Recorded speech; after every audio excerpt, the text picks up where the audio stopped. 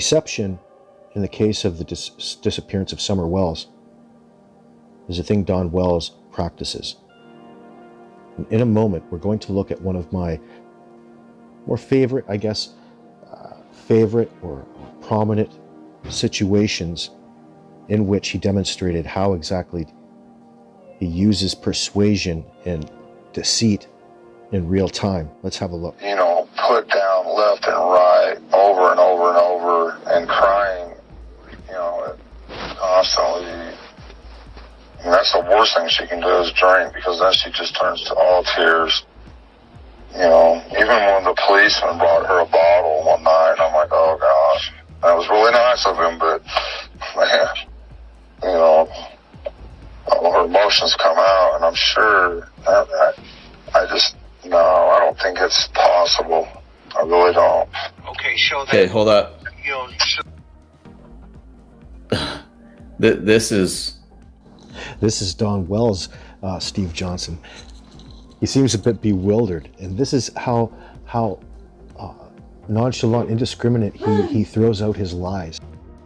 But you sensed the high level of sensitivity and persuasion in his language, and you kept going with this theme, in your questioning. And what he revealed here is I'm going to stop short of saying he put the nail in the coffin here, because I'm willing to change my mind. If he changes my mind, I'm going to go with him. But at this point in time, what he's doing, and he's saying that if it was an accident, it rests with Candace. Because if it were an accident, I don't think Candace would be on Facebook. You see that? The onus is right on Candace. So now what he says is, either he thinks there was an accident and Candace is lying to him, or he knows there's an accident and is blaming it on Candace, because he psychologically aligned himself with Candace, and I'm leaning towards the latter. This guilty knowledge that he has this guilty knowledge about what occurred. So one of the problems here, Chris, is that he's focused on getting the story out, the narrative, rather than on Summer's welfare and on what Summer's experiencing, and bringing whoever's responsible for her disappearance to justice. Remember, he's psychologically avoiding prison, and he doesn't want whoever's responsible to go to prison. We already know that. That would be for Candace, his wife, and for himself. So why wouldn't he say, I don't think Candace would be so focused on trying to find Summer instead of getting the story out. It's this narrative that they're pushing out.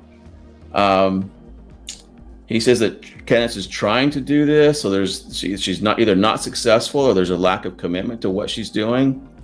And then he aligns himself. He says, like I was. So he's once again, he's saying Candace is trying to do what like I was, and getting the story out. So he's again building himself up, putting himself in this higher position or state, or I'm a better person. And he says, if you don't believe me that we've been trying to get the story out, and he thinks that means find Summer. He says, we were putting ourselves out there, and we're getting put down left and right and over and crying. So you should believe us that we're actually trying to find Summer. But he never said that. It's just we're trying to get the story out there, the narrative. Yeah, and what? Oh, I'm sorry. Go ahead. Go ahead. What about this? I mean, there's no way the PD handed her a bottle of alcohol. No way. Yeah, I mean that's, that. Are you kidding me? That guy, if he did that, can you imagine how many people would dance on him in trial? Yeah, it didn't happen. So, but with that, why did he interject that though? What? It's a persuasive statement that you should believe me, because all this causes Candace to drink, and when she drinks, she cries, and all this causes her to drink. And you should be looking at us because we are aligned with the police. They are on our side. It's everyone else that's against us, but the police are on our side. They even brought a bottle to Candace because she's having such a hard time. And her emotions, oh my goodness. It's really nice of them, but her emotions are way out of control when she drinks. And again, it's subtle disparaging of Candace, even though that may be true. Why say it? So this is all persuasive, and he's trying to. What's the biggest thing that he's trying to persuade us of?